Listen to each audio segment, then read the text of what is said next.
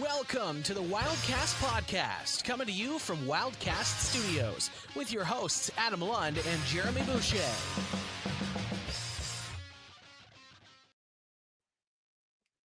Wow, what is up? Welcome into the Wildcast Studios, the Christmas studios, for a live episode of the Wildcast podcast. It is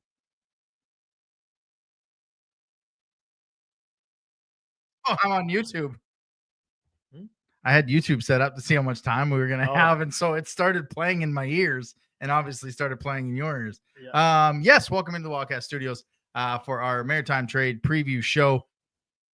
I am your host, Adam Lund. I am joined by your favorite co-hoster, Mr. Jeremy Boucher. Another week or another day, another coffee. What do we got in the old Starbucks today? Well, you know what? The peppermint mocha was back in stock at the Starbucks, so back to the usual. Yeah, the usual. Yeah, because Monday there was no peppermint mocha or whatever you want to call it, and so I went with what did they have? An eggnog latte or something like? No. A creme brulee latte. So that wasn't the greatest. So I'm glad the good stuff is back. Didn't you also buy homemade peppermint mocha? You sent me a picture. Yeah, I saw it, but I didn't buy it. Oh, okay. The $8 price tag held me back a little bit, but no, that's. But $8 for a jar of it, or $8 per coffee. It almost seems like it does. Now that you mentioned that, I never even thought of that before. Yeah. It's good. It's a good call out because this was. But then you got to make it yourself. This was $7.20. So you take that cup every single time. Oh yeah. Yeah, and they just fill it up. Yeah. Yeah, it's like Uncle Frank on the flight to, hey, fill it up. Yeah, absolutely. Again, welcome in. We are presented by Alpha's Appliance Solutions, the premier destination for KitchenAid, Whirlpool, and Maytag appliances. Right now, they got the Gen Air Luxury Redefined event. Save 15% when you purchase any 2 or 3 qualifying Gen Air products. Save 20% when you purchase any 4 or more qualifying Gen Air products as well. You can see on the side, we do have comments. We appreciate all the comments. If you want to join live, click on the link up there. Again, we're not going to talk about Wildcat players going out. If you want to ask a question while we have guests on, you can ask other questions from other teams. I don't know how much info they'll give you, but we will welcome any questions that you have later on in the show, because we do got a couple guests that'll be popping by. But before we get to one backstage, as I see him, you gave some interesting tidbit news from the French boards. Yes, that's correct. We may have another seller on the market. Do tell, sir. Yeah, so it's being reported that the Rouyn-Noranda Huskies are pondering over selling when they were looking at maybe buying, and main reason for that is they've more or less just overworked their first line, and they don't seem to believe they have the depth to maybe make it as far as they were hoping for this season. So by the sounds of it, they're going to maybe sell off some players and build around, Lars Steiner and their goalie Samuel Milosh.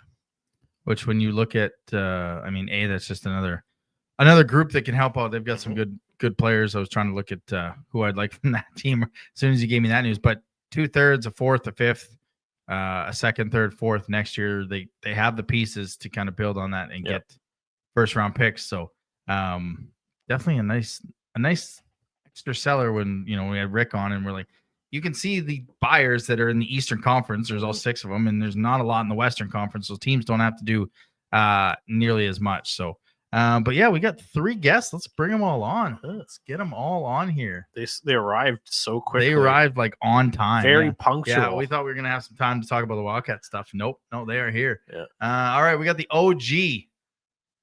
Covers the St. John Sea Dogs from Station Nation, Jamie Tozer. Welcome in, sir. Hey, how's it going, guys?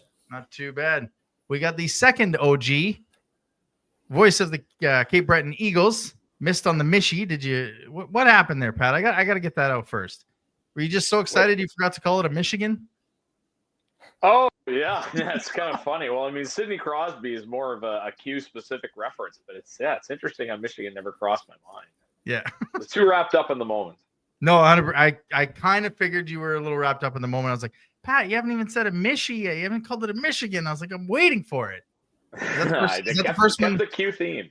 Is that the first one you've seen? First one, yes, I've called, yeah. And what a moment for it to happen. Yeah, no, I want to see one. I don't think I've ever seen a Michie. Not live. Not live. No. Michigan and a goalie goal. That's what I'm waiting for. Those are the two. I've got one of those too. You got a goalie goal? Yeah, Who was it? 2014. Francois Brassard. And here's one for you. There's a nerdy stat. We're gonna go stat overload already. Yep. He got traded by the Eagles a couple of weeks later to Gatineau, and he scored in the second half of the season for Gatineau. And he was one of only 25 players in the queue to score with two teams that year. And he was a goalie. Oh, you got to feel bad for this. Possibly my favorite stat ever. Yeah. And Like, if you're on his up there team with and Fernando Tatis's 2 grand slams in an inning. imagine you're on that guy's team and he's got more goals than you as a goaltender. And then we got one of our newbies from the Moose fans on YouTube, Colin Landry, joining us. Colin, what's up? What's up, gentlemen? Pleasure to be here. Thanks for having me. No problem. I guess first, gentlemen, I'll open the floor to you. What kind of trade deadline do you think we're going to have? Is it Jeremy and I have kind of talked about it with not a lot of Q representation in the World Juniors. It might actually be a steady trade deadline for all teams involved, but not a lot of high ticket items. Is that kind of how you three feel? I don't know if I've ever seen, I don't mean a disrespect to anybody in the league. This is a very bare marketplace. Part of it is that you have a lot of teams potentially contending. Part of it is there's a lot of the good 17 and 18-year-olds that are leading the younger teams. And part of it is a strong quality of overagers on the contending teams. But there is not a lot out there at all. But it's a Memorial Cup year, so you'd expect teams to go by. I can't see there not being activity because there always is. But GMs have their work cut out for them. I'll just say that. Right. Jamie? Yeah, and I'm curious to see kind of how this logjam in the Eastern Conference kind of plays out, because I do wonder if there's going to be a team that says there's too many teams in front of us, we're not going to go for it. Maybe we see a bit of a surprise sell-off, or maybe we see a team just kind of that we thought was going to go all in, maybe just hold back a little bit. So I kind of wonder if there might be some impact there. But like Pat said, it's weird that we're kind of talking about this potentially being an uneventful trade deadline, because I think if we're a year ago from now, knowing that Rimouski is going to host the Memorial Cup, we probably would have thought this was going to be a bonkers trade deadline like we saw in 2022 and in previous years too. So definitely kind of weird that the Memorial Cup is going to be in our league, but we're probably going to see kind of a quiet-ish deadline. Colin?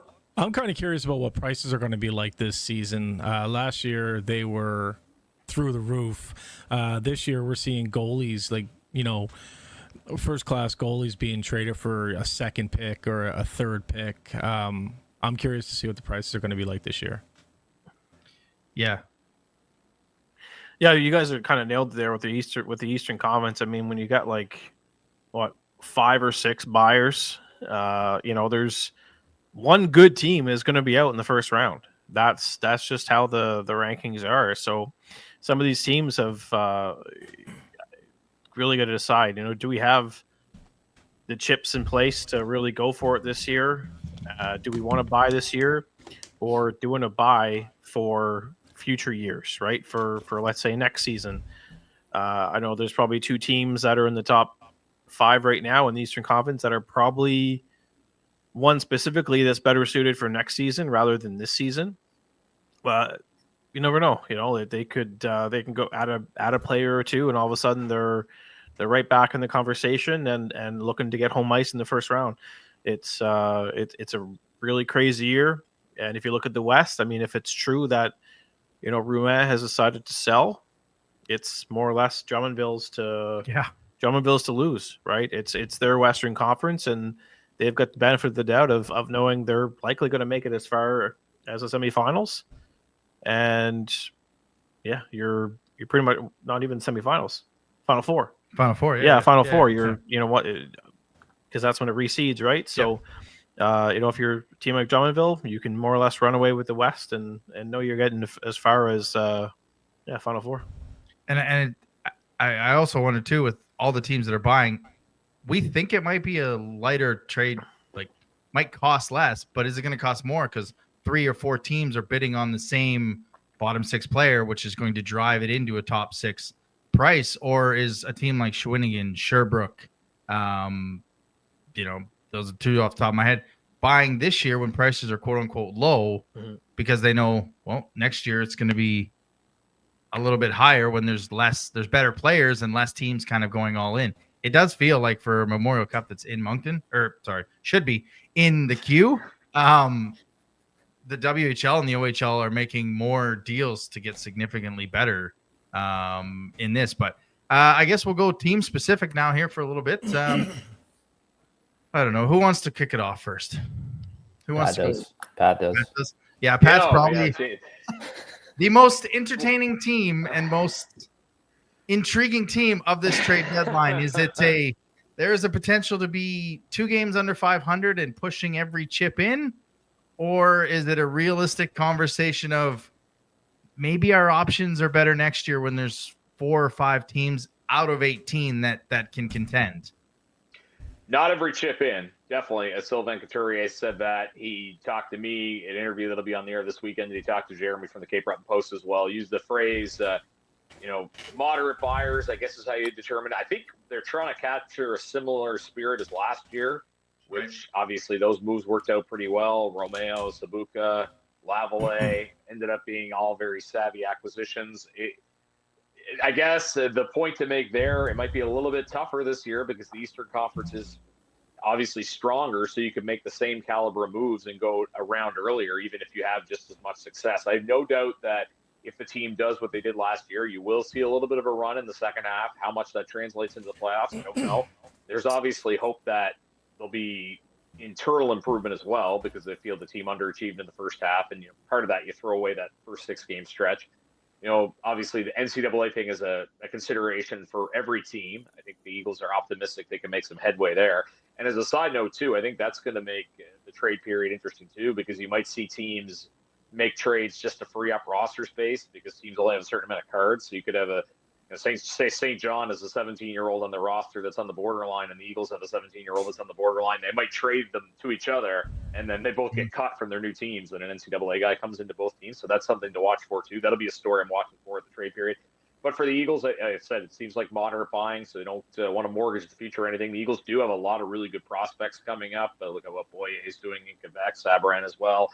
Roca's a nice free agent find out of New Brunswick, so they're going to be kind of relying on them as part of the rebuild. And I don't think they'll be banking any future assets. But I suppose the one interesting thing is with there being so few clear-cut sellers, and there's so many markets out there, and this isn't specific to Cape Breton, but Rouen might apply to them.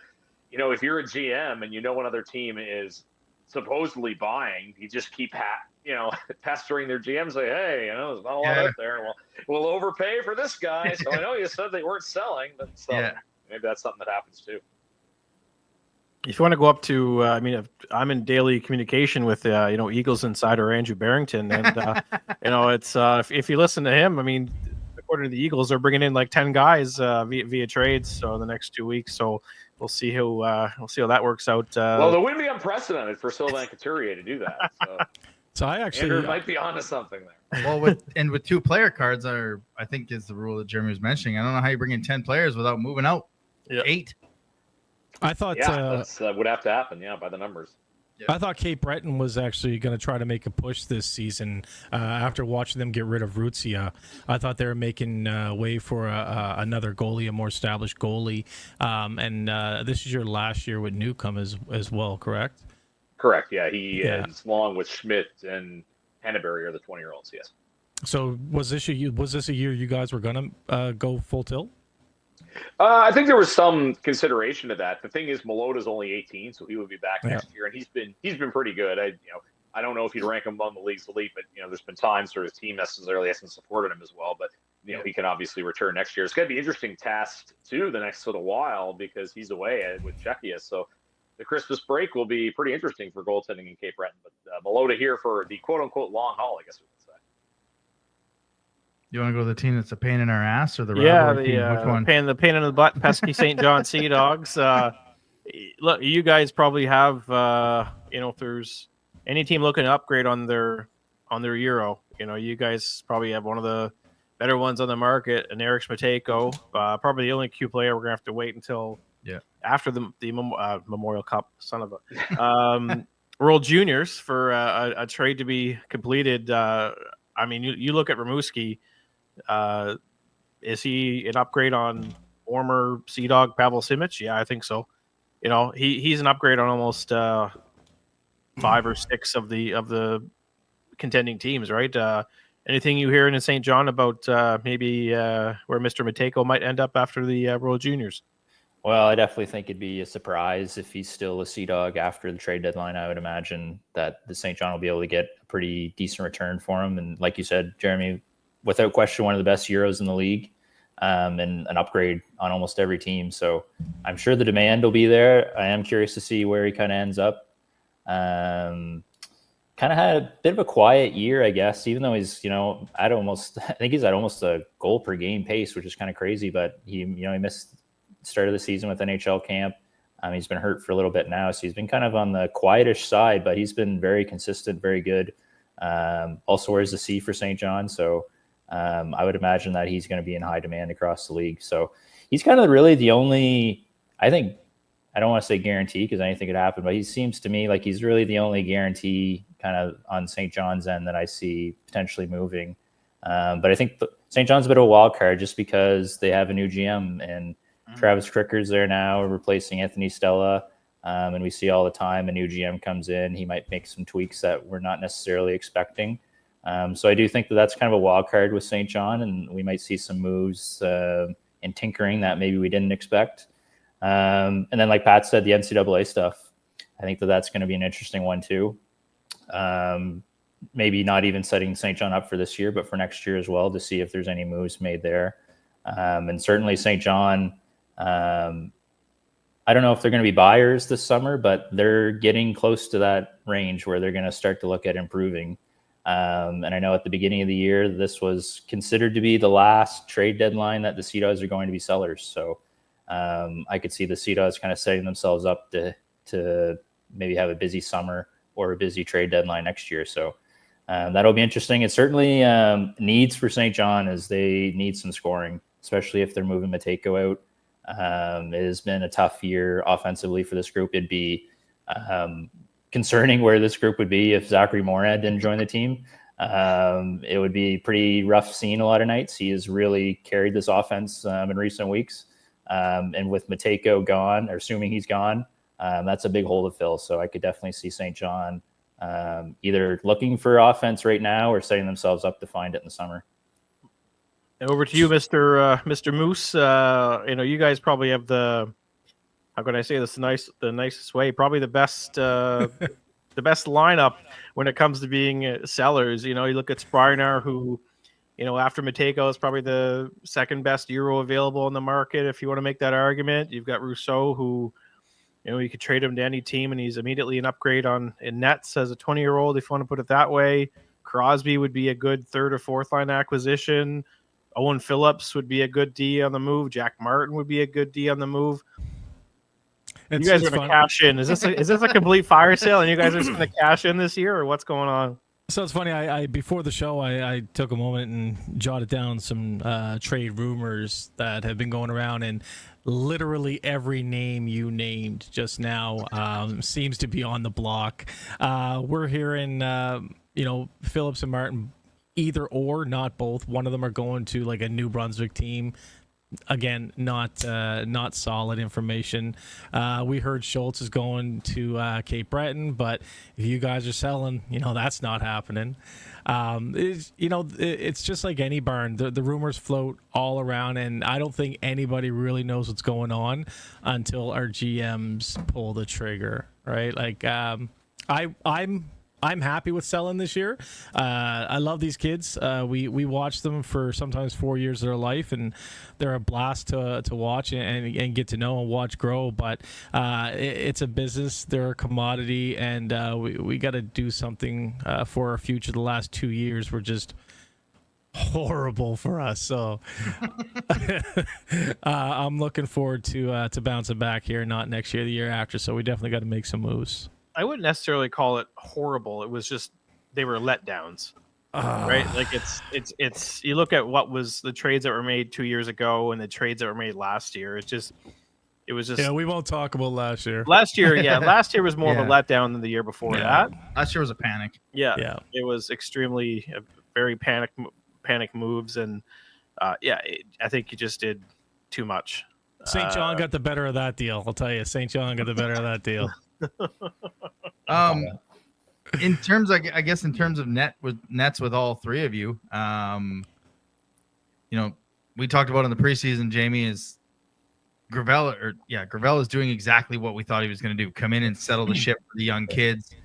Pat, we talked about Ruccia being a backup and then getting into a starter role. And I mean, when you guys made the trade for Henneberry, you made sure, a few Eagles fans made sure to let me know when Malota was playing real well. When I asked if he was never playing poorly to start with. No, he wasn't. And he wasn't the getting reason for the team's struggles in the early No, he wasn't getting a lot of help. And then obviously one of the bigger ticket items for a 20-year-old that can steal a series in Rousseau. I mean, is every team happy with their goaltending coming in? Or are we going to see some goalies move maybe from the teams on the two bottom in our lives, making a swap? Like, what do you guys think in terms of goaltending? Because even us with Steinman, I mean, he's been very good, but I don't think they're going to move on from him. And our goaltending is probably the one spot that is kind of set in stone. In talking to Rick, where he wanted to upgrade in some of the depth, and I don't think we're going to have that with our new NCAA guys. So, what do you guys feel like in goal? So as far as I'm going to go, sorry. As far as goalies go, we just talked about it. It's a sell year. I want Russo to have a chance. So I'd love to see him go somewhere that's actually going for it this year. He's been great to us over the past 3 years, and he should be rewarded for it. And he's talented. What do I want in return, though? I just want picks. I don't want another goalie. I want to see Milner fill that top slot, and I want to bring up either Magid or St. Ange, who can fill the secondary spot for us. And yeah, that's it. Goalies for the Moose. Yeah. Okay. Yeah, goaltending is really tricky around the league. I said I think Melota's the guy right now in Cape Breton. Brandon Lavoie has actually been really good statistically as a backup, but he hasn't played a lot. So I guess this will be a bit of an audition for him the next little while. In terms of around the league, I think Russo to Rimouski could be a really strong fit, as St. Hilaire hasn't really worked out there. I'm not sure what the status of Quentin Miller is.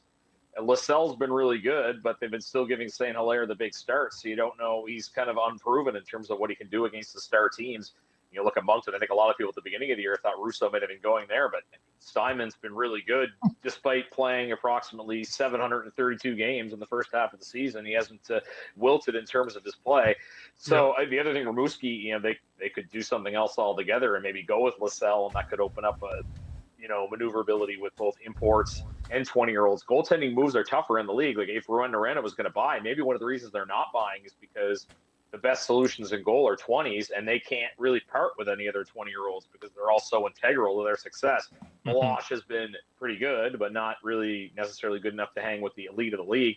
So I don't really know if there's a lot of clear-cut moves that you'll see around the league in terms of goaltending. I say off the top of my head, I think Rimouski to getting Rousseau may make sense, but they might hold out hope that either Miller will be ready to come back or St. Hilaire can bounce back as well.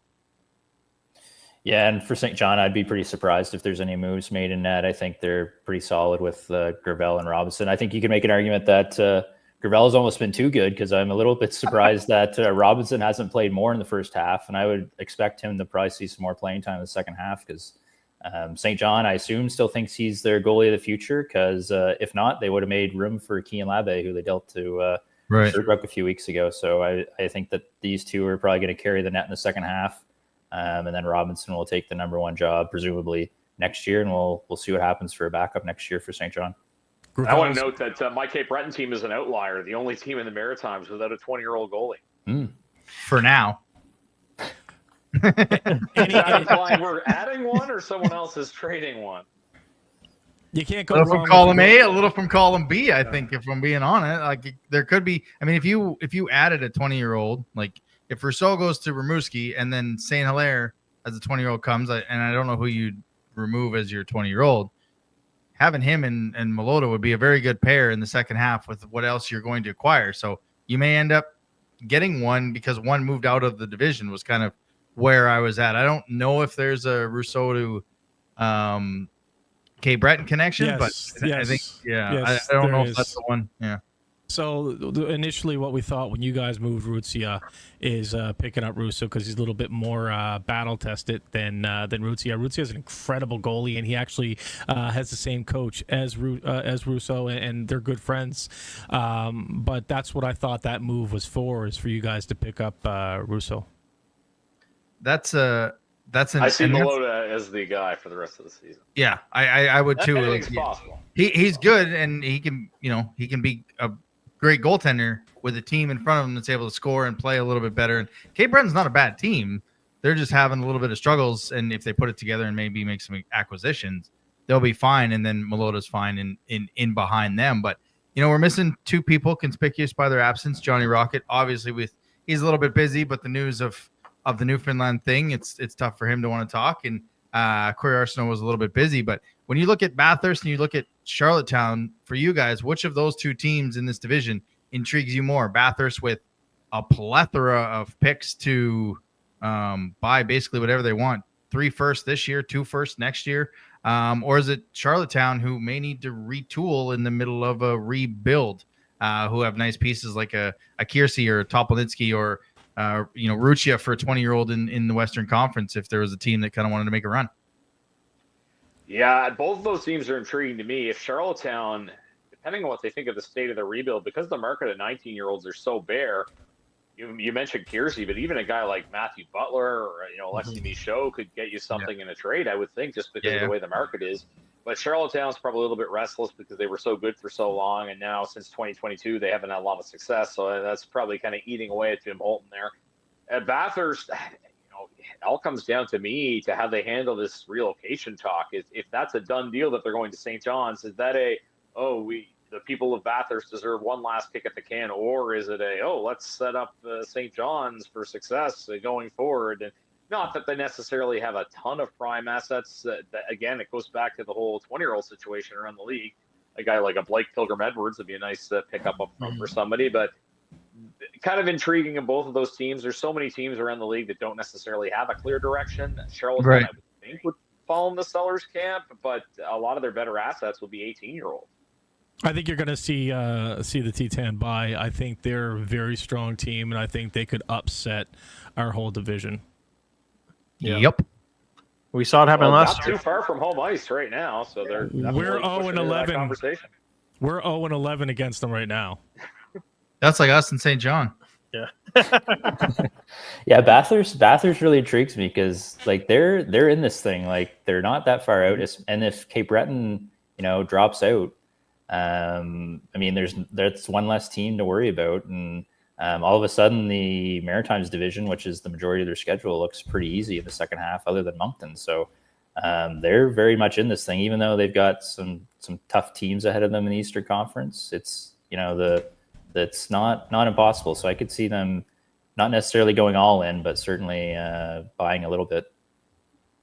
And that's like Adam said, they have 3 first-round picks next year, and 2 of them right now are sitting as lottery picks. Right, they have Gatineau's first-round pick and they have Val-d'Or's first-round pick.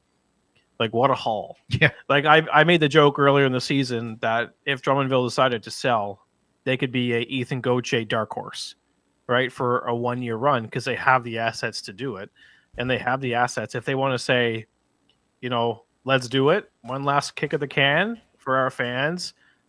They could go out and they could acquire whoever the heck they wanted to, because they've got so many assets. So you're right. They are probably a team to watch regardless of what decision, they decide to take. They could go and trade, 19-year-old defenseman, but looks like he's 30, Emile Perron, right? Pat gets that joke. It's he could probably fetch another first-round pick if they wanted it. Yeah. Right? It's just that they've got Blake Pilgrim Clements as well. The another guy. Clements, St. Ange. Yeah, St. Ange. I think I'm missing someone. Lallier, I think. I know he's been hurt a little bit. St. Ange is wickedly fast, man. Yeah. Holy. Yeah. My only question with Bathurst, and I don't know if any of you guys would, well, you probably won't have knowledge on this, but what your thoughts are, and I said it to Jeremy before we started to record. If that sale gets approved, can the new owners step in and go, oh, wait. We're not going to trade a lot of first-round picks here because we'd like to have something like a lottery pick coming back when we're when we're in the draft as a new expansion or relocated team. I don't know if that's something that is contingent in the sale or if that's something that could be brought up in the sale, but it just kind of hit me as we were getting ready to do this is this thing's on Thursday. Well, the new owners could say, well, why do we want you to go all in to have a run there when you can sell off and give us pick to build here? And how much does the team want to go in with what kind of fan base are you going to get, right? That's what I wonder is if the owners can actually step in and say, no. We'd like those 2 lottery picks to build and have some oomph here as we start in Newfoundland.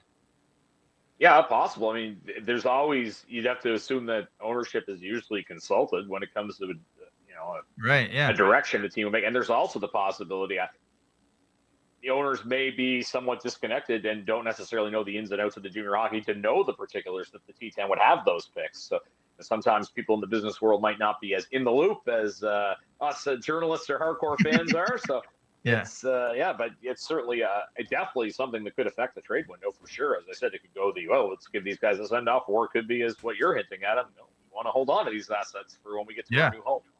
Well said. Now we actually had that conversation here during the draft in Moncton, whether or not the new owners of the Moose, have any input into what we're picking. And my stance on that is these guys, the guys that buy these teams, have lots of money.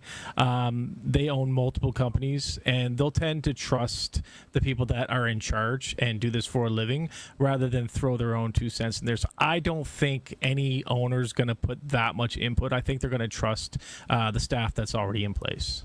Right. Jamie?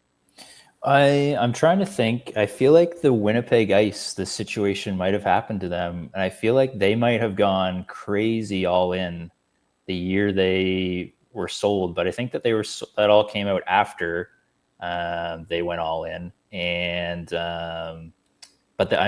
when you look back now, I kind of feel like the team might have known that they were going to be sold, and this was kind of their last kick of the can in Winnipeg. Yeah. So there is kind of like a precedent set for that, but I would assume that it's going to kind of come down to Gordie Dwyer. And if the new owners say to Gordie Dwyer, like, we're going to bring in our own staff next year, I'm not sure what's going to happen then if they don't have control. So I would assume a lot of the power here is going to come down to Gordie Dwyer and his future. Can't stand. What was interesting about the Winnipeg example is that Wenatchee, they actually inherited a decent team and sold as a good team in their first year in a new market. Yeah, which is wild. I would love to have known what the conversations would be. I mean, I'm looking at myself, my first year as a fan following Cape Breton. If we had a strong team, I don't know if I would have understood that, because junior hockey is such a unique thing when it comes to the way the buying and selling works. So the fact that they were brazen enough to sell their first year, they must have had some really good communication staff peddling that message last year when they moved out all those stars. Yeah, I'm trying to find out what year that was, but I think I remember that they brought a really good team, and because they didn't have any draft picks because they bought their last year in Winnipeg, they had to basically sell everything that wasn't nailed down just to have some sort of a draft to fill their team moving forward. But that's the WHL trades in general are just silliness on their own. That phantom draft, it really causes a lot of problems. Let's go pick some 14-year-olds. And then let's trade enough picks that we're trading grade school kids down the line. But I don't really remember where my next question was going, because we're talking about WHL trades. What do you got? Yeah, we got sidetracked in another league somehow. Yeah. What about you guys, Adam? What are you thinking for trade period for you guys? Oh, man. Honestly, it's when we had Rick Mollinson on the podcast that came out today, and he made a good point of the moves Moncton needed to make were done in the offseason. Right? They brought in McKinnon, they brought in Johansson, they brought in Vidicek, they brought in Pekarchik, they brought in Simon Mullen. And I think it was strategically smart decisions to do, because I think they saw what the price tags were going to be at midseason and got these guys at, I mean, you can make the argument of discounted prices. Yeah. if you look at Moncton's roster, like the top 9 is pretty much set. You could say, okay, maybe there's potentially one upgrade in the top 9 that you could make. But by doing that, it just makes the fourth line that much better because either Gabe Smith, Preston Lounsbury, or Vince Collard is going down to the fourth line. To play all great players. All great players. Yeah. If you've got exactly, and right now our fourth line's playing 6 to 10 minutes a night, and if one of those 3 guys is being moved down to the fourth line, they're not going to be playing 6 to 10 minutes a night. That fourth line's going to be rolling. Yeah. Right. So right now, I think Moncton's kind of playing a dangerous game where they only have 13 forwards on their roster. And I think you need 14, maybe 15. So I think maybe 2 depth acquisitions at forward. And I mean, you're carrying 6 defensemen right now. Yep. Yeah. Yeah. So you or 2. You could fall into what we fell into last year. We were playing defensemen as forwards because of injury. Yeah. No, we've done that for years. We're used to that. So Moncton could realistically get out of this trade period without having to spend a second round pick or better than that. Because if they only need depth acquisitions like fourth line players, a 7th or 8th defenseman, those guys aren't going to cost as much as a top 6 forward or a top 2 defenseman. There can't be much left in your cupboards, though. Surprisingly, there is. Surprisingly, there are. Like we've got 2. We don't have a first this year. We got 2 seconds. We got 2 seconds. 2 thirds this year. Our first, fourth, 2 fifths next year, and all our picks in 2027. Yeah. So, wow. I mean, yeah, I'm the opposite. We're gonna go get Poirier. We're gonna go get That's what I think a lot of people thought we were going to do in the second at the trade period when this team kind of maybe got off to a tough start and they compared 2020 to now, and we didn't help with saying, "Oh, our defense looks an awful lot like that defense." But I have always said you cannot have enough defensemen on a playoff run. And we've talked about him a couple times. Ryan McLennan, a guy that when he got into the lineup, he was able to play. He didn't mind sitting and watching, but when he was in, he was a serviceable defenseman. And I think there's two defensemen that we could probably get there. One maybe being an upgrade in the bottom pair, one being a guy that could be an extra defenseman. But yeah, I think in terms of this team, the tough thing for Moncton is we'd like to go get all these, like we talked about on the show, Lucas Landry, Alexander Guy, who's your guy from Victoriaville? Maya Leving. Like, go get these guys, but they're top lines on Gatineau, Victoriaville. Like, do they want to come play third line minutes, maybe potentially fourth line minutes? I don't know. You have a chance to win, but you're not a guaranteed chance. I think if you're looking at Rimouski and they're like, well, you can come from the top line, but you're going to play fourth line minutes, but we're guaranteeing you to go to the Memorial Cup. All right, cool. I'll play 6-7 minutes a night. So it's a very interesting period. I think I'm kind of with Jeremy in the terms of we don't have to give up a lot because we don't have to outbid against ourselves because we have a very good team that I think, like you said in the preseason, this team's going to be playing together for most of the year. So we're not going to, like, Rimouski's maybe having to add 6 or 7 people and then figure it all out in a 2-month span. So I think that's where we are. I think a lot of the talk in the preseason was between the pipes. I think that's settled right down. I don't think we need a goaltender to be a great series stealing goaltender. I think we just need him to be very good. And I think this team needs some depth so that they can get a break a little bit and get some rest. I mean, what do you guys see for Moncton in terms of in the division or each other's teams? What do you think? Well, Moncton, something to note too, with the possibility of there is going to be 2 teams in the Q and the Memorial Cup. Some of these teams, they might not say it, but maybe they're looking ahead to seeing how they match up against WHL and OHL teams because even if you don't win your own league, you still find yourself in the Memorial Cup. So that's a concern. You mentioned Leving and Victoriaville. I know this is a division, but Victoriaville to me, much like you were talking to Colin about Halifax, Victoriaville's a team to me that can really make bank on their forward core with Leving, LaRose, even Samara would fetch a price. So if they were to part ways with those guys, Kingsley on the back end, they could do really well selling. So that's a team I'll be watching for because there's not really a lot out there in terms of clear-cut sellers. So in terms of the division, like I said, we know what Cape Breton's going to do. Halifax would obviously sell. Moncton, I'm sure they're going to add some depth. Bathurst, we talked about, was kind of intriguing. So St. John, we know Mateko's probably going to be a highly coveted player. So I'm sure there'll probably be some moves that surprise us around the league. That always seems to happen. But, I'm sure, like Adam was saying, you can never have enough, right? So yeah. I'm sure the Wildcats will make some moves, but they don't want to disrupt the chemistry either, I'm sure, as well. Yeah, the wild card for Moncton for me is what happens if Rimouski or even Drummondville goes out and just makes some unbelievable moves, and they're clearly the best team in the league. How does Moncton react to that? I think that's kind of the interesting part to me. I remember in 2019 when Rouyn-Noranda kind of went out and just bought everybody, and Halifax kind of just sat there, and they paid the consequences of that, right? I do wonder about Moncton if they do see other teams scooping up all the key acquisitions, if they do try and react in some way. Yeah, that's true. If you're looking at the team the way it is, the teams the way they are, and other teams are adding pieces to get better, and Moncton stays the same, I think that could be detrimental to the rest of your guys' season. I don't personally know how Drummondville has 2 years this strong, but the Western Conference isn't good. Yeah, it's better than you think it is, though. No, I know, but you're something to do with their coach. It has something to do with their coach. It has something to do with world-class goaltender coming back, Gauthier coming back, Woodworth just passing to everyone instead of actually scoring goals. Like they're a team that knows how to win, and that's very tough to do in this league. And they're proving that with an elite goaltender, an elite scorer, an elite passer, you can do some damage. If Drummondville was in the Eastern Conference, I don't know if they'd be the start they have. They're kind of being beneficiaries of a weaker division with. They got Sherbrooke, Shawinigan, and Victoriaville. So they're kind of taking advantage of that. But I think that's a lot of it is the Western Conference.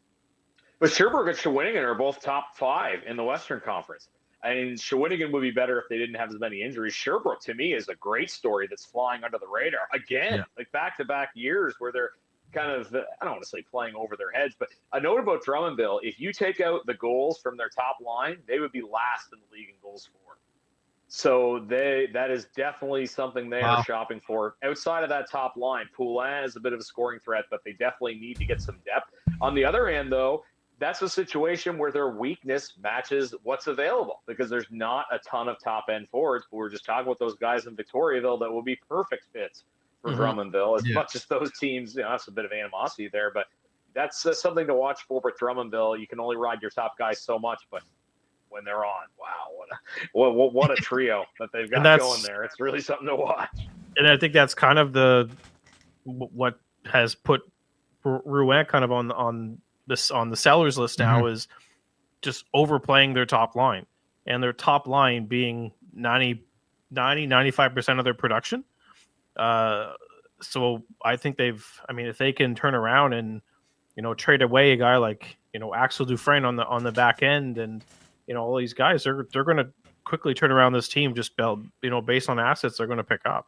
Yeah. And to me, I think it's smart. One of these teams in the Western Conference had to decide to sell, right?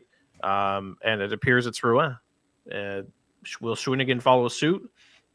I think Shawinigan would be buyers if the Memorial Cup would have went their way. But what do they do with Jordan Turingi? Do they hang on to him, or do they see? Where do they? Yeah, Adam wants him. We'll take him. Yeah, he could still play next year. He could. He very well could. Yeah, and he would be a big piece for them. Mm-hmm. But are they going to be there next? Are they going to be up there next year? Yeah, probably they will be. Yeah, because Gradine will still be around, and Felix Cert will still be around, and all those. So they could. Yeah, next year I think is wide open, but these teams are really going to decide what to do. And they have to trade a goalie too. I don't know if you guys saw Matthew Vachon had an article about Shawinigan, and he said that again, like Cape Breton, moderate buyers, and because Fernandez is coming back, and they have Bresson. Shout out, good Cape Breton boy, Owen Bresson coming in there between the pipes and Shawinigan. Unfortunately, didn't start him in Sydney. Not too happy about that, but they'll have to make a decision as to which of those 3 goalies goes up the door because they can all play in the league. Also, I think if going back to the Eastern Conference, I think if Chicoutimi makes a bid for a better goalie, I think they're going to be a team to watch in the second half as well. That to me is the scariest team. Yeah, Ooh, because They have a very good team, and they played with house money last year. They get to play with house money this year. I mean, if they acquire a goaltender, I think, and maybe a defenseman, like that's another scary team. That whole division, Rimouski, Chicoutimi, and Baie-Comeau, that is going to be a fun fight to the end. I mean, Baie-Comeau's fallen off a little bit, but you're awful quiet there, Tozer. What are you thinking? I was just wondering about how Ricky's going to go to next. I was just wondering Newfoundland, apparently. Yeah, Newfoundland apparently. Like how does Chicoutimi getting like half the BCHL? By the way, that's kind of intriguing to me. Well, yeah, I was just sorry to cut you off, Jamie, but what kind of a simulation are we living in when an American that St. John drafted didn't go there and he ends up going to Chicoutimi? That is an interesting one. And will be the first American drafted to play, right? So it's the there's still never been an American player to play in the queue that played on the team that drafted him. Oh, okay, that's what it is. Yes. Because it was who was it? They had an NHL drafted guy, but he wasn't drafted by them. What was his name? Wait, what was that? What was that stat? So there's never been an American player who's been drafted to the when queue. The queue had the American draft. There's never been an American player selected in the American draft to play on the team that drafted him. Right. Yeah. That's wild. Because there was that oh my God. Fleming? Is that what it was? Joe Fleming. Yeah. He was drafted by Gatineau and played in Sherbrooke. Yeah, like Americans have been drafted in the regular draft and have come, but not the US one. Yeah. It was Jamie, you were thinking about something before we all just railroaded you. That's probably why he's been talking. That's why he's so quiet. I'll just wait. I'm losing my voice, so I'm saving my words. He's got me. He's on the air with me Fridays. That's true. I'll be drinking some tea before that. I do. Going back to the West though, if Rouyn-Noranda does sell, like, are they still going to finish second? Like, I feel like they still got a shot to finish second, which is crazy. But yeah, like the Western Conference is intriguing just to see who actually can kind of contend in that conference. Because if Rouyn-Noranda does opt to really step back here, I mean, you could see a team that's at close to 500, maybe decide to buy, and all of a sudden they're in the Final Four. So that's really intriguing to me, and I'm sure to a lot of owners too, thinking about they can breeze their way through to the third round with a few pickups here. So that's an interesting one to me. I think Blainville could push them in the second half, though, especially if they can get some consistency with goaltending, because that's been a bit of a problem with Delafontaine was out hurt for a while. So it'll be a race to watch if Rouen sells. That's where, like, when I looked at the Western Conference in terms of how good the Eastern Conference was going to be, that's why I said Drummondville's a scary team, because they're going to get a couple guys back, and there's not a lot in the Western Conference. And, Rouyn-Noranda is at 39 points, Sherbrooke 37, Shawinigan 33, Blainville, as you said, Pat, 33. So there's teams that need pieces, and I think the pieces are what's going to be able to fit. Our team's going to be able to add NCAA guys after the trade deadline? Is that going to have an impact on this deadline, where maybe if you miss a couple players, you're trying to recruit hard on NCAA guys? Is that you can add a free agent at any time after the deadline, or is it kind of like once the deadline's over? Because obviously this is a new rule, so we don't know a whole lot about this. And I'll start that question with Jamie, because I will ask you about the Nadeaus in Rimouski. Is that fitting as our main guy? And you're our main guy, and also the state of Maine guy. Is he making his way after the World Juniors to give Rimouski a nice free asset? I'll give you my. I'll give you my same opinion that I gave you this summer. I would be really surprised to see this happen, because I would assume that Bradley Nadeau had some sort of guarantee that he's going to play pro either in the NHL or AHL for the season if he was going to leave Maine. And it can't be understated how good Maine is right now. They're, I think, ranked 5th in the entire country. If Bradley Nadeau was still at Maine, he'd be on Hobey Baker watch. Like, he'd be one of the best players in college hockey. I just can't see a scenario where he'd leave that situation and say, yeah, if I end up in Rimouski, it's fine. Like, I feel like he signed to play pro this year. So I still think I would be really surprised to see him in Maine. So having said all that, he'll probably be in Rimouski. Yeah. Yeah. So I was like, yes, no. Because it's the Q. Yeah. So speaking NCAA, if one of the trades that are rumored to come true for Halifax, we will be receiving a NCAA. Can't even think of the word, but he's Commit. Yeah, exactly. Yeah. I don't know if that'll be after the trade or if it'll be during or what will happen. Does his first name rhyme with Ryan? Ryan? No.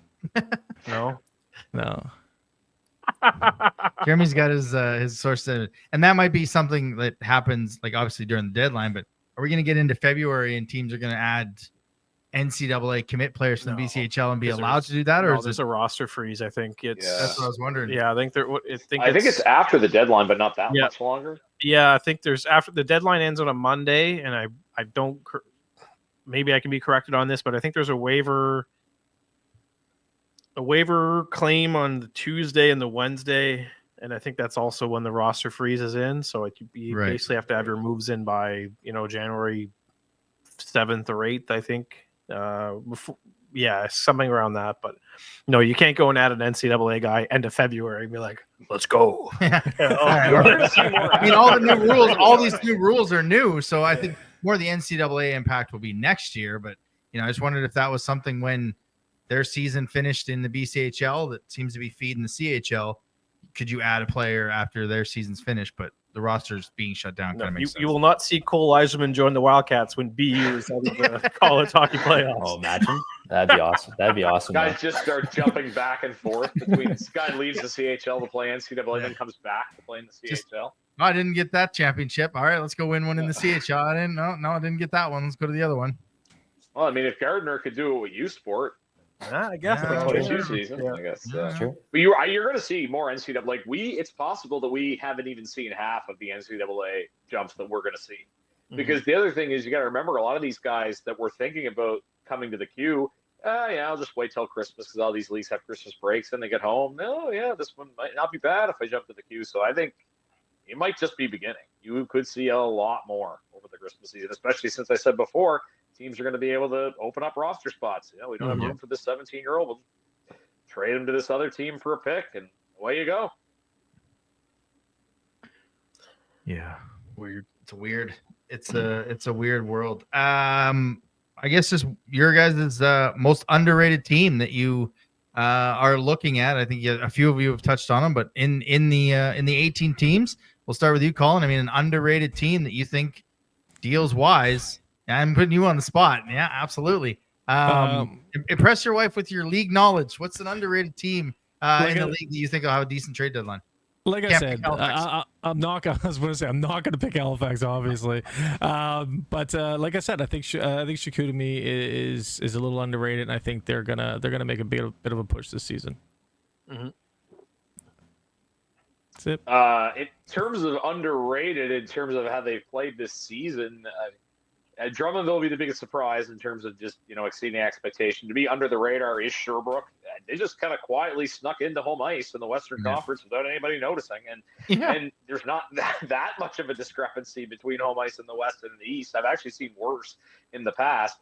In terms of what I'm watching for, I think Colin's point is a good one. Chicoutimi is a bit interesting because they're geared towards next year, but they're pretty good this year too. So I'll be curious to see what they do.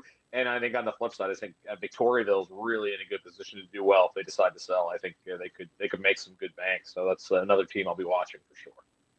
Yeah, like I touched on earlier, I think Bathurst has been my biggest surprise, and maybe it's not that much of a surprise, and I just don't follow the Teton close enough to know. But like they've really surprised me with where they're at now. I kind of expected them to slow down over the past month or so, but they really haven't. So they've really surprised me. And like I mentioned earlier, if Cape Breton does opt to take a step back, I mean, it just makes finishing second in the Maritimes that much easier.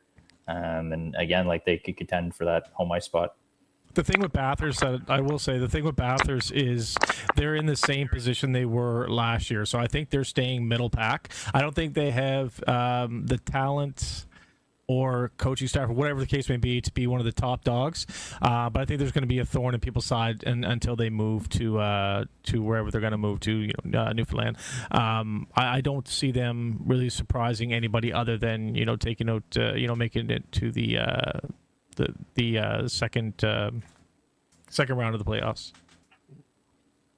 Yeah, for me, I'm kind of on the Chicoutimi bandwagon as well. I don't think they're going to make the moves to win a championship this year, but I think they're going to be strategic and almost be like Moncton, like make the moves they need to make this year to build themselves better for next year.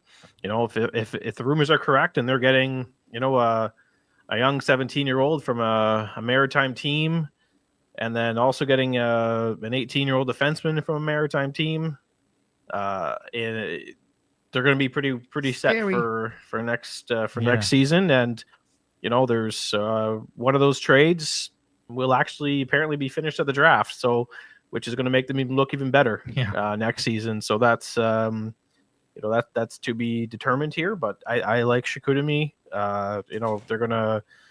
They'll get home ice in the first round, and right now they're lined up against Cape Breton in the first round. So that's for Pat. I mean, that can be a concern for you guys if you want to look at it that way. Last year.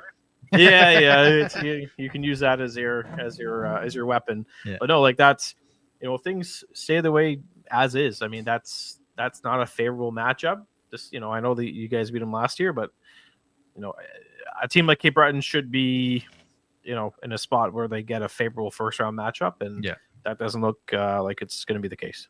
Yeah, they haven't quite lived up to the expectations, and there was going to be a bit of a letdown coming from last season to this season, where you're hoping you're building, but every team's going to be better. I think the team for me, is Shawinigan. I think they have the ability. If Rouyn-Noranda is selling, they're only 5 points back of Rouyn-Noranda for second. So I think they're a team that can moderately buy this year with as well to move into a good spot next year, which will break my heart because Plan A of Tournier is not going to be available. But hey, Plan B of Topolnitsky and Charlottetown might be available. But I think they're a team that is one to look out for. And in the Eastern Conference, I have said it last year and I say it this year again. Bathurst scares the ever-living Jesus out of me. Yeah. They, you may not think they've got the talent, but they've got a talented team and they've got pieces to add.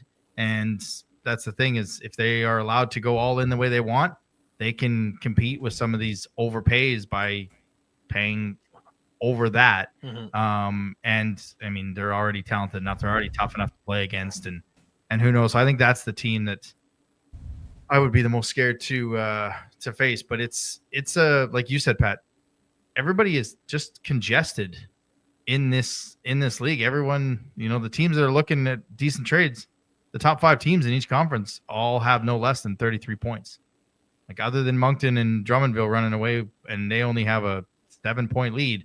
Everybody else is jammed together, and I think that's what that plus only Matejko really waiting on. I think that makes this trade deadline one of the better ones to watch over the 10 days. I don't think we're going to have 8 trades on Sunday, nothing until the Monday or whenever Matejko is eliminated, and then boom, a whole ton of trades. And I think that's fun for fans, for journalists, for GMs, I'm sure.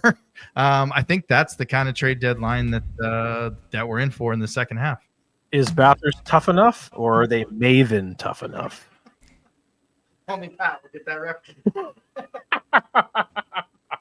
I just like the voice that he used.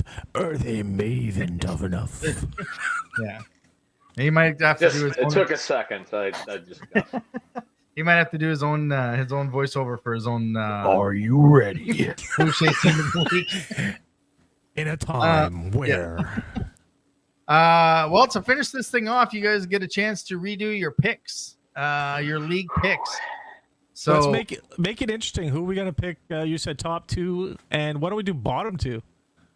Oh wow! Sure, we can add bottom 2 if you just want to take over our show. Whatever. Bottom 2, like who's gonna be the last 2? Like who's gonna finish like 17th and 18th overall in the league? Yeah. Is that where, all right. Okay. All right, Colin, your idea. So you kick it off. You had Moncton, and at the time you were like, I don't know, my cousin plays for Rouyn-Noranda, so I'll pick him. And it actually, as the year went on, I was like, that wasn't a bad pick that nobody saw coming. So, you had Moncton and Rouyn-Noranda. So, who is your Q final and winner? And then who is your worst 2? So definitely Wildcats. I do think you guys got the makings of an incredible team. Plus, you have 2 of my favorite boys with you. So, I got to kind of you'll be invited back. You will be invited back. I don't know. For me, it's still Ruanarana or Chicoutimi. I'm really thinking Chicoutimi is going to make a push, but I'm going to stick with Ruanarana. I don't think they're going to sell. I don't know. I'm going to stick with my picks. And for last, I'm going to say let's go with Val-d'Or and Islanders. Ooh. Yeah. Not a big fan of the hashtag Halton Hockey over there. Wow. Hey, Jeremy throwing shade. All right, Sir Patrick. I'm assuming you have to stay with the Eagles because you're affiliated with them. But you have the Eagles. And, Colin, is Moncton or Ruanarana? Who's winning? Are you sticking with? Moncton's killing it this year. All right, appreciate that. You are welcome back anytime. Pat, be careful here. You took the Eagles over Moncton in the finals, so are you sticking with that? Well, I do think the Eagles are going to be strong in the second half. I think there is a push coming. I think, though, it would be tough not to go with Moncton.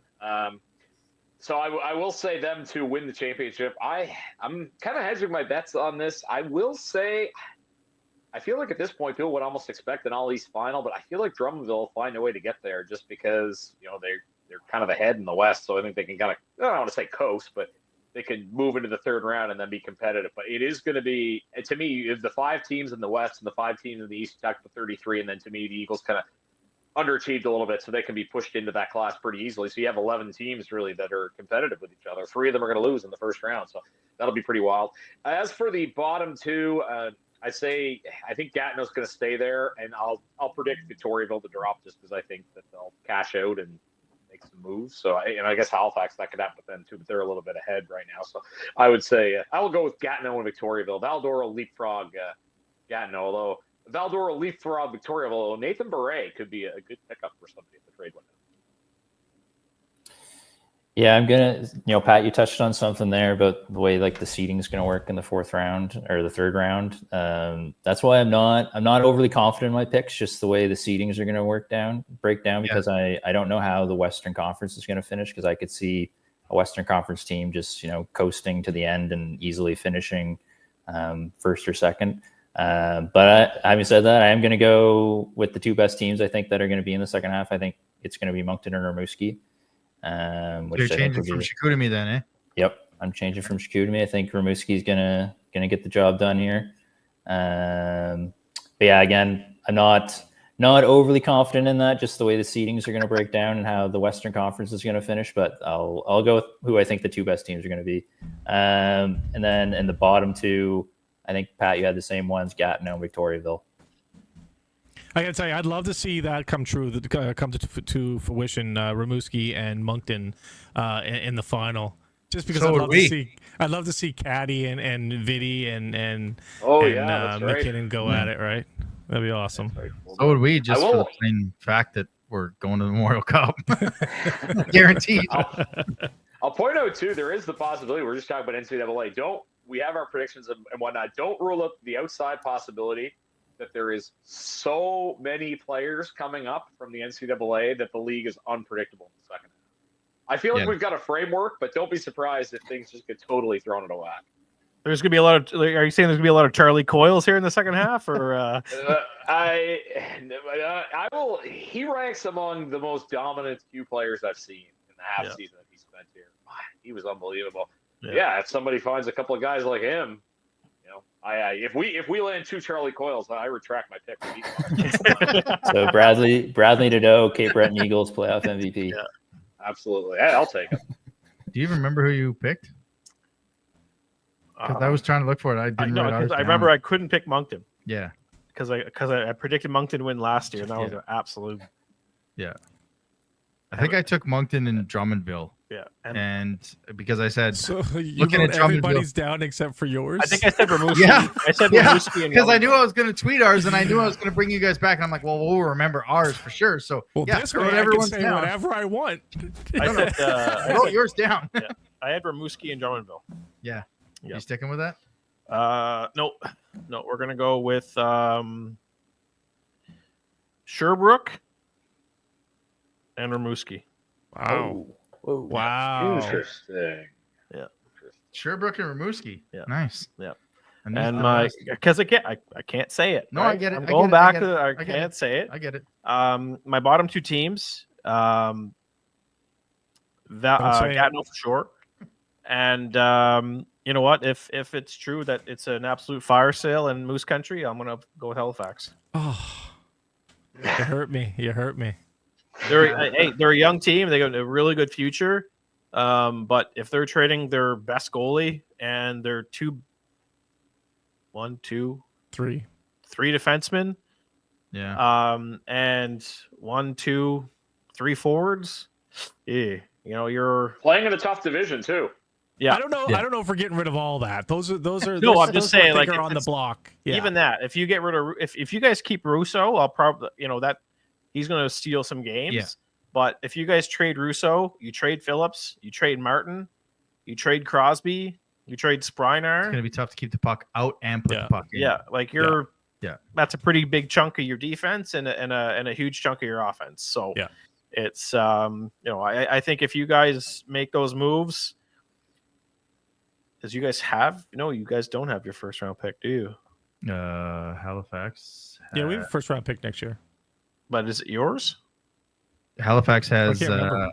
they're first in 2025 and second and fourth, and then in 2026 they got Rimouski's first and their first, and Rimouski's second and their second, third, fourth, fifth. So, Yeah, so that's the year we're going for it. yeah. So I think if Halifax can drop off and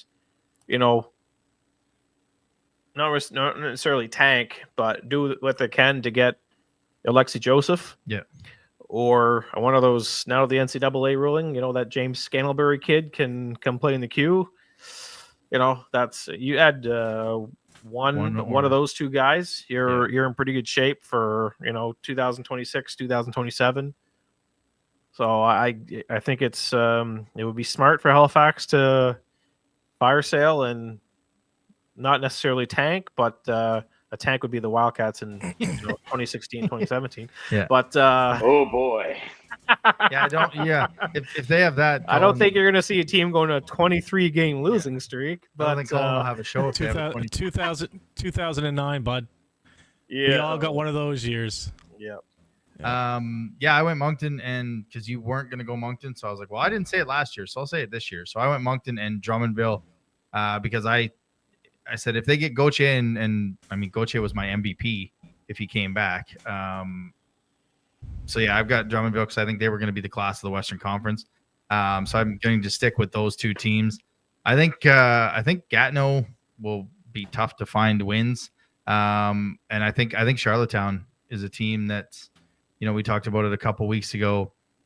Maybe Holton steps out of the bench and into the front office and allows another coach and just concentrates on GM. And I think they're going to try and retool inside the rebuild. So I think they actually get worse than Halifax, not by much, but I got Gatineau and Charlottetown as my worst two teams. But yeah, gentlemen, this was an hour that went really quickly. Yeah. I was like, time flies when you're having fun. Exactly. I was like, we're not going to have a lot of people. How are we going to talk for an hour? And then we made it. Yeah, guys, thanks for joining us, and we appreciate you three being the mainstays and jumping on our live here. Thanks for having us. Yeah, thanks, guys. Yeah, thanks. And thanks to everybody for watching. Yeah, exactly. Thanks to everybody for watching. I don't even know how many there were, but it doesn't matter. 20? 25? Yeah. Nice. Perfect. All right. Thanks, gentlemen. Go Moose, go. Nope. See ya. There we go. Yeah, that was quick and fun. Like That was like another episode. Yeah, exactly. It was another episode. And then I know you're not picking Moncton. You're not saying Moncton. No, can't but do it. I did not think you were going to pull Sherbrooke out of there. Was it something that they were kind of talking about and quietly having a season that? Yeah. So for me, I think if Rouen is selling, they're going to drop. Drummondville's overworking their top line. Yeah. Unless Drummondville goes in there and makes a splash and goes and gets a few guys that maybe a team like Moncton was looking at, or a team like Rimouski was looking at, or a team like the Cape was looking at, maybe they can go in and kind of win that Western Conference. But to me, I think Sherbrooke's kind of got they're surprisingly, I think they can make a serious run here. I don't know what it is, but it's I think maybe the Phoenix will rise in 2025. The Phoenix will rise in 2025. I love it. You're killing it with the I finally see that Drew Bear's in the Drew Bear, everybody's selling according to Drew Bear. The only team that's buying is Cape Breton. Yeah, they're just getting they're getting everybody. They're getting everybody.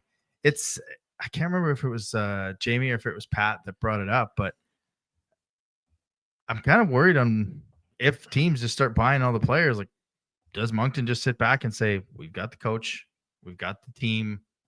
Like, where do they find the not going too aggressive and not sitting back? And it's not a bad idea because you look at all these teams. If they're buying every pieces, how is that going to mess up their team chemistry?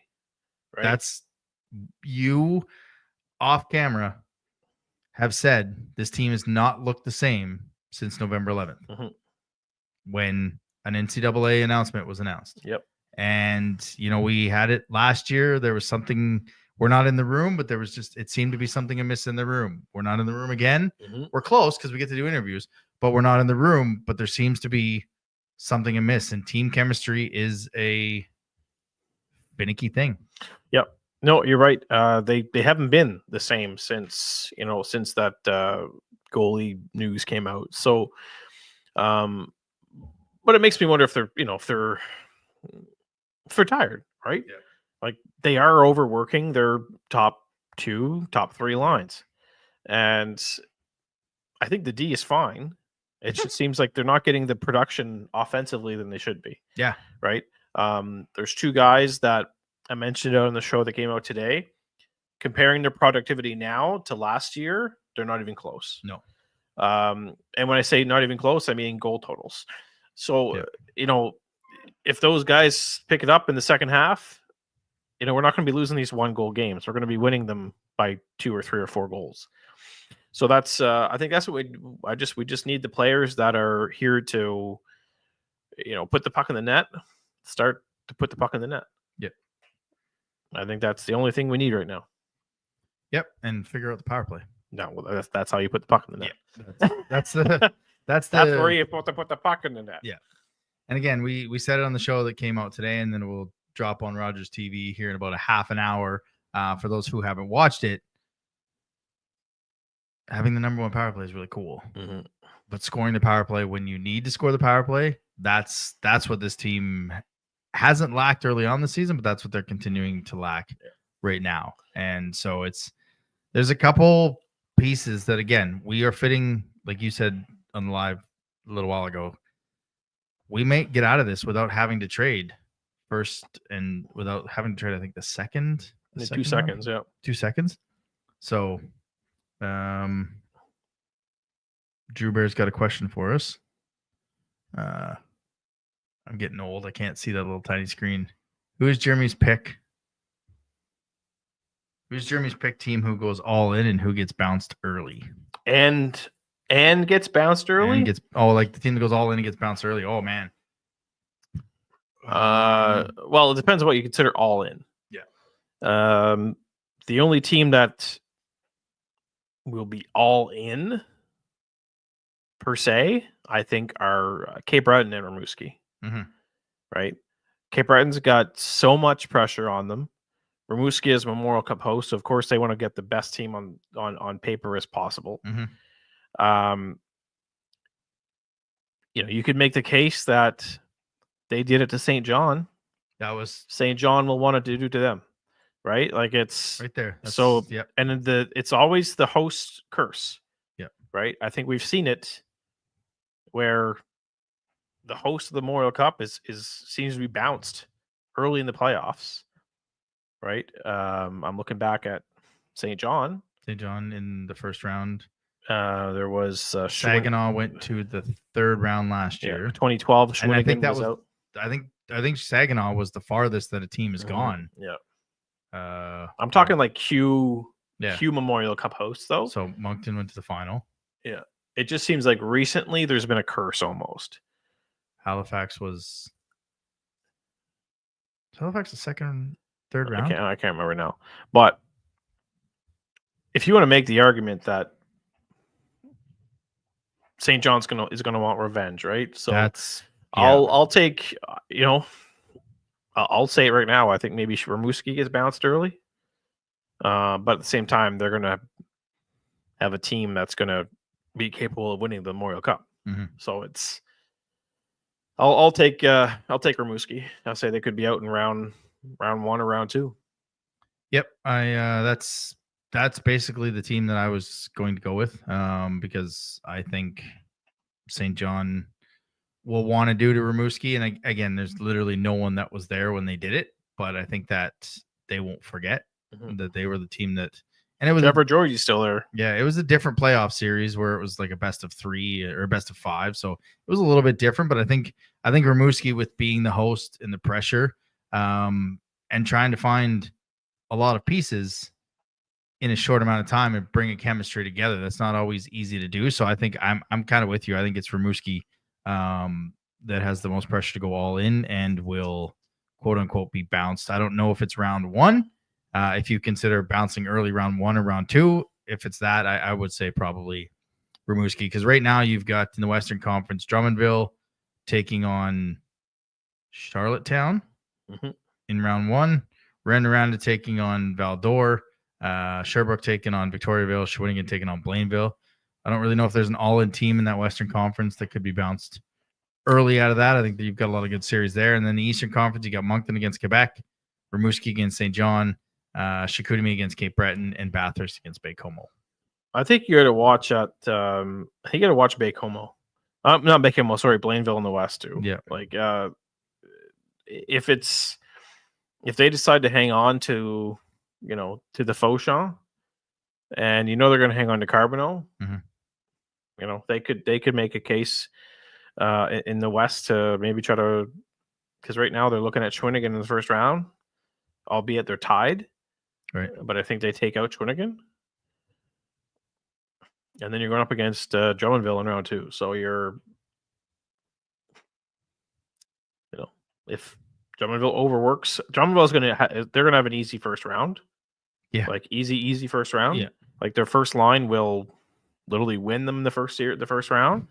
But if they start to get overworked, if they don't get the necessary pieces in there at the trade period, they're going to be so exhausted by the time the second round comes through. I don't think they'll be able to go toe-to-toe with Blainville. I thought I saw something about who had each. There it is, each 20s.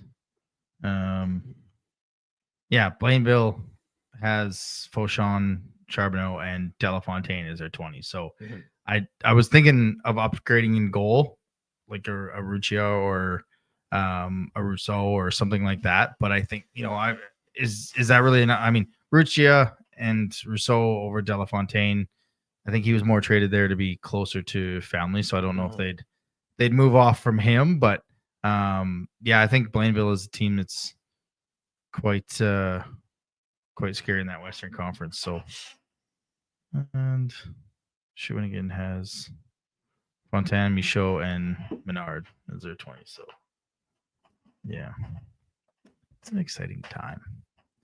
But that's it. The next time you see us, we're going to have trades to talk about. Yeah, the next time. Nope.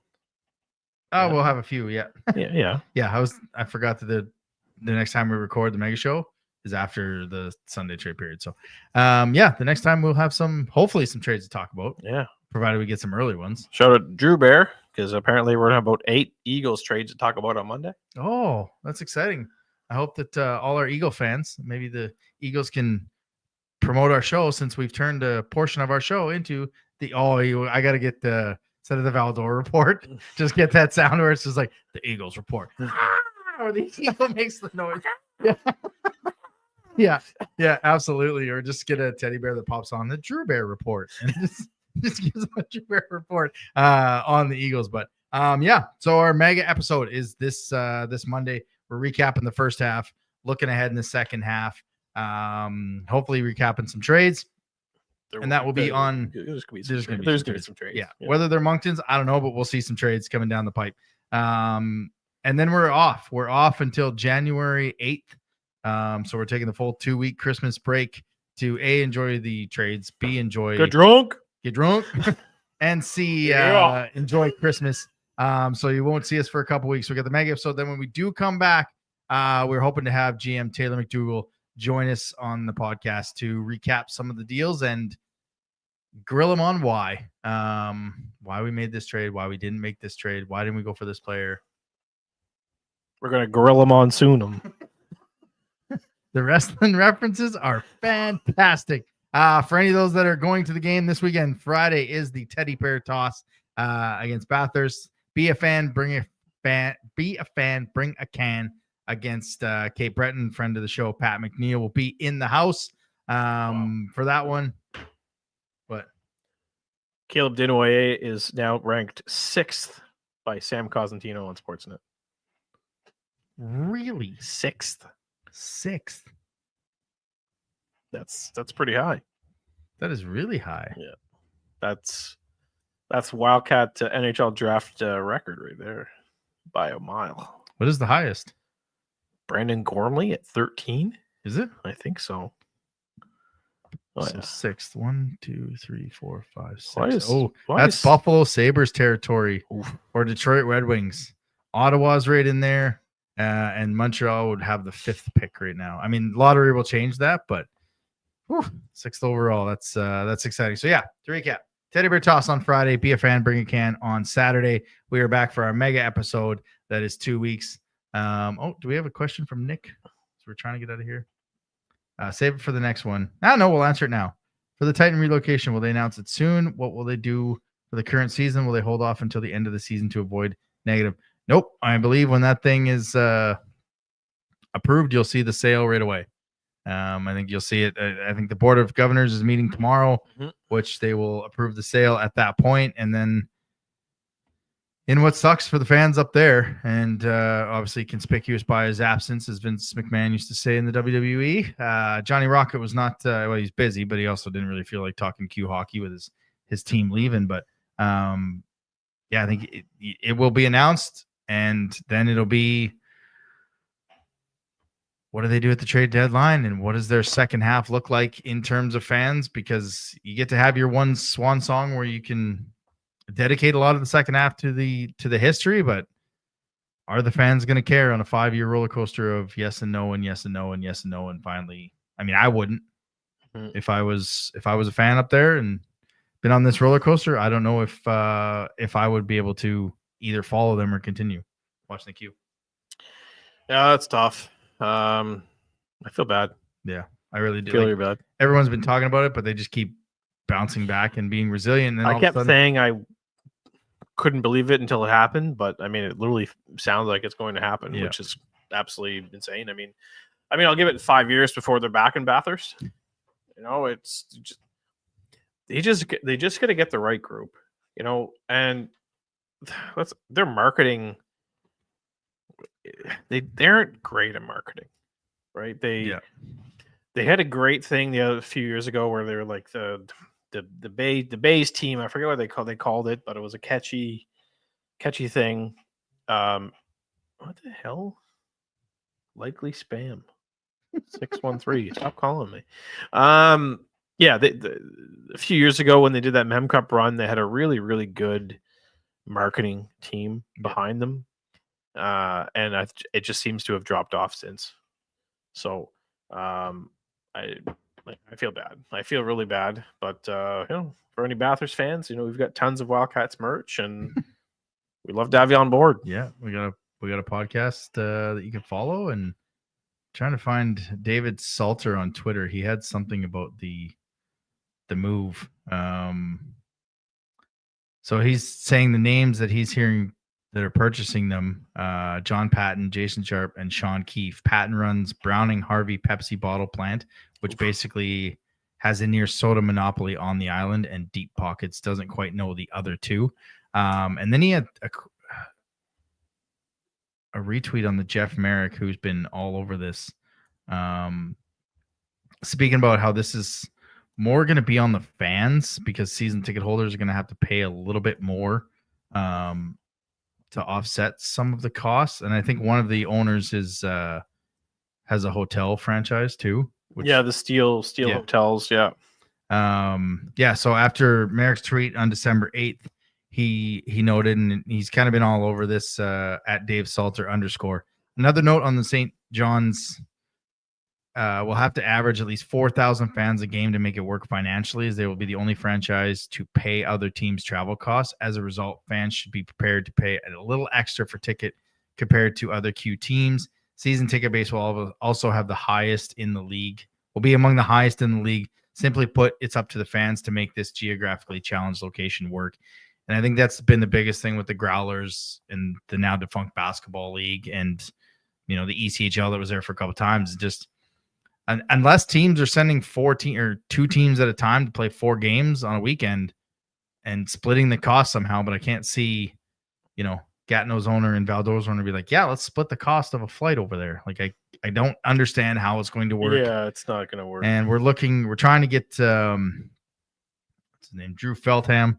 He's over on the Rock. He was an insider for the St. John Junior Caps. So we're going to have him on in the New Year's, maybe try and explain how some of this is going to work once the actual announcement is finalized and everything happens. But it's just as exciting as it is for Newfoundland and St. John's and their fans. It just sucks. I've only been here for 6 years, but it just sucks for Bathurst. When we were driving across the country, or deciding to move and getting ready, the first Memorial Cup basically I was watching was Bathurst going all the way. They were the first playoff run that I was talking about on the podcast, in terms of their run. So I couldn't imagine, even after 6 years, losing this team because of the ownership or whatever, right? Like I don't know. Knock on wood, I've never had one of my favorite teams leave. I feel for all those fans up there. Yeah, and at this point, Moncton's going to be the longest running New Brunswick team in the Q. Yeah. As soon as they leave. So clearly Mr. Urban's doing something right. Yeah. Yeah. St. John came in a few years later, but it just seems like Bathurst doesn't want to work. Yeah. And you can and they have the Memorial Cup. We don't. Yeah. So. Yep. Absolutely. So again, thanks to everyone that joined us on this live. That's been about an hour and a half. Again, half an hour from now, the show is on Rogers TV. If you have it, if you don't, hey, just click on our YouTube and start watching it. We will be back for the podcast post games after Friday and Saturday's game, the Teddy Bear Toss. Bring your teddy bears. Did they fix that stupid rule, by the way? Nope. They're still doing it? Yep. Because Halifax changed it. Jalen Gillash, she had said they changed it. Did they? She had said that on one of my posts on somewhere from the league, that the stupidest thing of life is, hey, if the team doesn't score in the first period, throw your teddy bears at the end. Yeah, that doesn't make sense.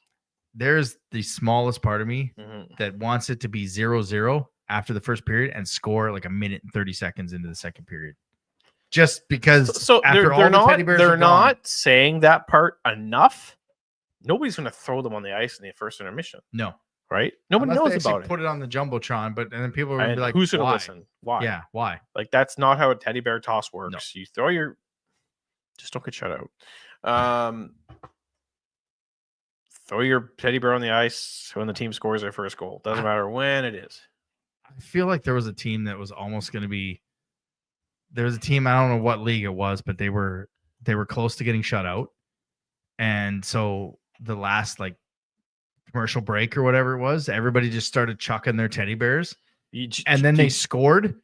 Oh yeah, like 45 seconds after the commercial timeout, and they're just like, "Yep," and they lost 3-1, let's say, kind of thing. But it just felt like that. There's they better score in the first period. I'm not throwing my teddy bear on the ice during the first intermission. If you want to throw me out, for throwing it on when they actually do score their first goal, if it's not in the first period, throw me out. Yeah. Well, Nick just said season ticket holders got instructions on that. So, I mean, the building looks pretty full. We're doing our best part to advertise for it. I can't do any ticket deals. This should be $10 for everyone and sell the building out, but I digress. If you have a 2,000 ticket holder base, 25 to 3,000 people Yeah. aren't getting that rule. And if they don't see that, they're going to be like, it's either going to be a mentality where once a few start, everyone's going to start, or people are just going to be like, no, that's dumb. I'm not doing that. So yeah, Teddy Bear Toss is Friday. Be a fan, bring a can on Saturday. And again, one last episode before the Christmas trade period. Then we are off for Christmas to get drunk and enjoy it with our families. And we will be back in 2025 for January 8th. And we're going to have Taylor McDougall hopefully join us to recap the trade period. So enjoy the week. Enjoy the games this weekend. Don't forget, if you already haven't, like and subscribe to this channel so you don't miss any of our podcast post games. And hey, maybe we might do some more of these lives in the second half. Thanks to everyone for joining. Have a good night.